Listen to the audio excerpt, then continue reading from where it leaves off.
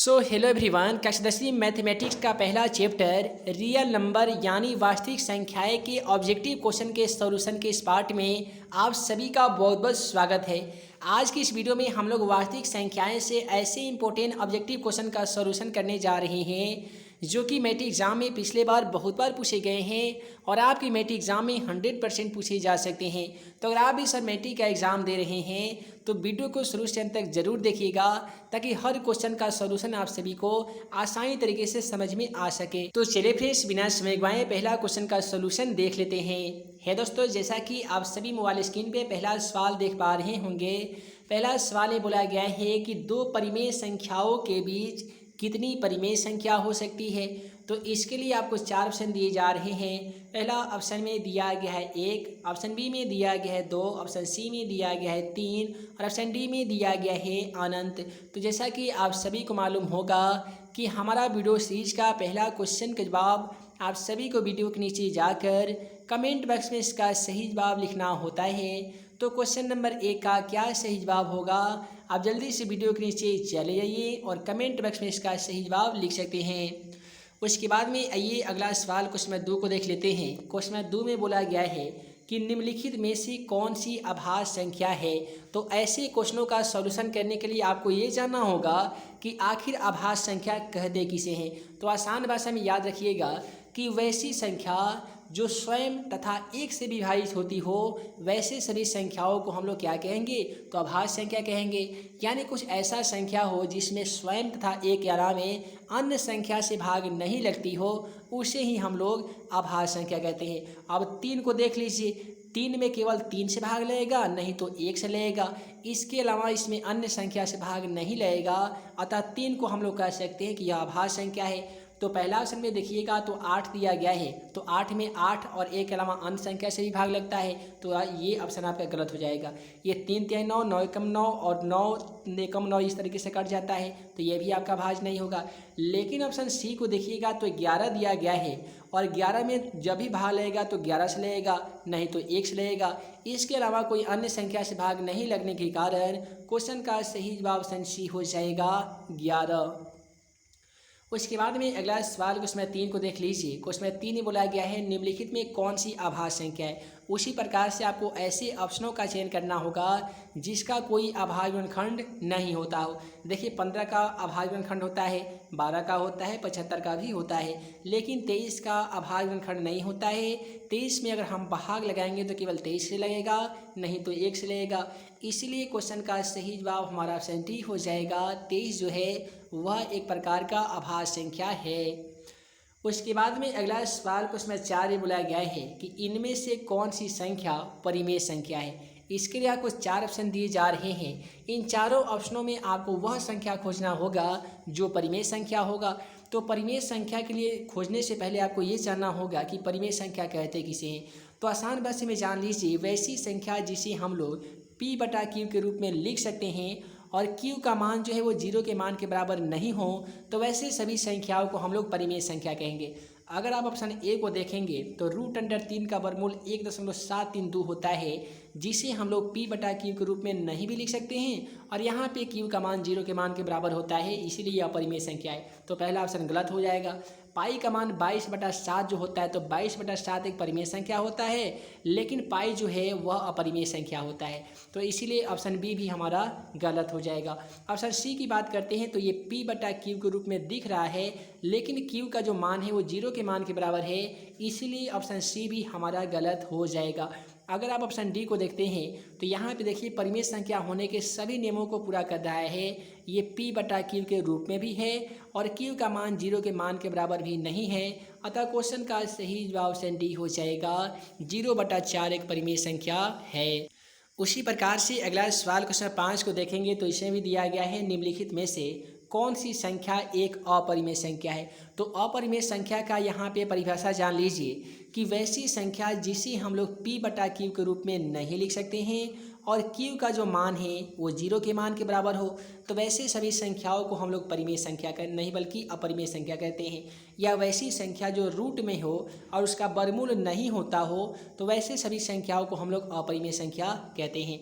अगर आप option A को देखेंगे तो देखिए 4 का वर्गमूल 2 होता है, 9 का वर्गमूल 3 होता है, तो 2/3 तो परिमेय संख्या आ गया है, 4/9 भी परिमेय संख्या है। उसके बाद में √81 को देखिएगा तो इसका भी वर्गमूल 9 होता है, 9 के नीचे 1 लिख के आप इसे परिमेय संख्या के रूप में लिख सकते हैं।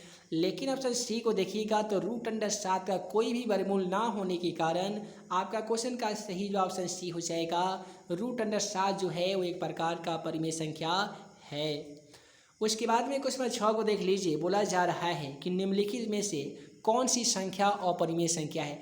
तो इस प्रकार से जब भी आपको दशमलव में दे दिया जाएगा या रेखीय बार लगा के दे दिया जाएगा और ऑप्शनों के मुताबिक आपसे पूछा जाएगा कि कौन सा ऑप्शन जो है वो परिमेय संख्या है, कौन सा ऑप्शन जो है अपरिमेय संख्या है, तो आपको पहचानना कैसे है। कोई भी संख्या हो दशमलव के बाद कुछ हद तक ये समाप्त हो जाती हो तो समझ लेना को परिमेय है। अगर कोई ऐसा संख्या जो बार बार रिपीट की जा रही हो, जैसे मान लेते 1 2 3 लिख दिए, फिर यहाँ से 1 2 3 आता, फिर 2 3 4 आ जाता, फिर 1 2 3 आता, तो ये बार बार अगर ये दोहराई जाती कोई संख्या तो समझ लीजिए कि दी गई संख्या आपका परिमेय नहीं बल्कि अपरिमेय होने वाला है। तो अगर ऑप्शन ए को देखिएगा तो कुछ हद के बाद ये समाप्त है तो ये आपका परिमेय हो गया, लेकिन हमको तो अपरिमेय ना देखना है तो पहला ऑप्शन गलत हो जाएगा। अगर बी को देखेंगे तो ये भी दशमलव कुछ हद के बाद समाप्त हो गया है तो ये भी आपका ऑप्शन गलत हो जाएगा। सी को भी देखिएगा तो कुछ हद के बाद ये संख्या खत्म हो गई है तो ये भी आपका परिमेय संख्या हो जाएगा। लेकिन हम लोग बात करते हैं अपरिमेय संख्या के बारे में, तो यहाँ पे अगर आप ऑप्शन डी को देखेंगे ना तो देख लीजिए ऑप्शन डी में देखिएगा तो पहले यहाँ पे 1 0 था, यहाँ पे 2 0 हो गया है, यहाँ पे 3 0 हो गया है। जाहिर सी बात है इसके बाद में आपका 4 0 होगा, 5 0 होगा, ये संख्या ऑटोमेटिक बढ़ती जाएगी, इसका कोई अनंत नहीं होता यानी अंत नहीं होता, ये अनंत संख्या होती है, इसीलिए इसे हम लोग अपरिमेय संख्या कहते हैं। यानी आपका ऑप्शन डी इस क्वेश्चन का राइट आंसर हो जाएगा। अब यहाँ पे क्वेश्चन 7 में बोला गया है निम्नलिखित में से कौन अपरिमेय संख्या है। यहाँ पे भी आपको अपरिमेय देखना है, तो देखिए कुछ हद के बाद खत्म है तो परिमेय हो गया, ये भी आपका परिमेय है, ये भी आपका परिमेय है। यहाँ पे देख लीजिए पहले 1 0 है, 2 0 है, 3 0 है, यहाँ पे डॉट लगा हुआ है, इसका मतलब यहाँ पे और भी 0 आने वाला है, जिसके कारण आपका ये अपरिमेय संख्या हो जाएगा। उसके बाद में क्वेश्चन 8 को देखिएगा तो बोला गया है निम्नलिखित में कौन सी अपरिमेय संख्या नहीं है, वह कौन ऐसा ऑप्शन है जो अपरिमेय संख्या नहीं है। तो जब अपरिमेय नहीं होगा तो क्या होगा, परिमेय होना होगा। तो ऑप्शन ए को देखिएगा तो √11 है, √11 का तो वर्गमूल होता नहीं है तो ये आपका अपरिमेय तो है ही, तो पहला ऑप्शन गलत हो जाएगा। ऑप्शन बी में देख लीजिए √15 का भी कोई वर्गमूल नहीं होता है तो ये भी आपका अपरिमेय हो जाएगा। 4 √5 का भी कोई वर्गमूल नहीं होता है। अगर ऑप्शन सी को देखिएगा तो दिया गया है √9 गुना √16, तो ऐसा करते हैं √9 का वर्गमूल कितना हो जाता है, तो आप सभी को मालूम होगा कि 3 होता है, और √16 कितना होता है तो ये 4 होता है, तो 4 तिया कितना हो जाएगा, 12 हो जाएगा।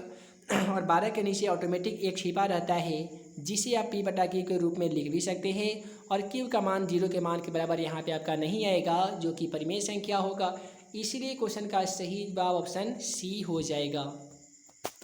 उसके बाद में अगला सवाल क्वेश्चन 9 को देख लीजिए। क्वेश्चन 9 में बोला जा रहा है कि निम्नलिखित में से कौन सी परिमेय संख्या है। तो पहला ऑप्शन तो अपरिमेय दिया गया है, और यहाँ पे देख लीजिए √2 से √2 को कटा दीजिएगा तो 2 प्राप्त होगा, और 2 कौन सी संख्या है तो परिमेय संख्या है, इसलिए क्वेश्चन का सही जवाब ऑप्शन बी हो जाएगा।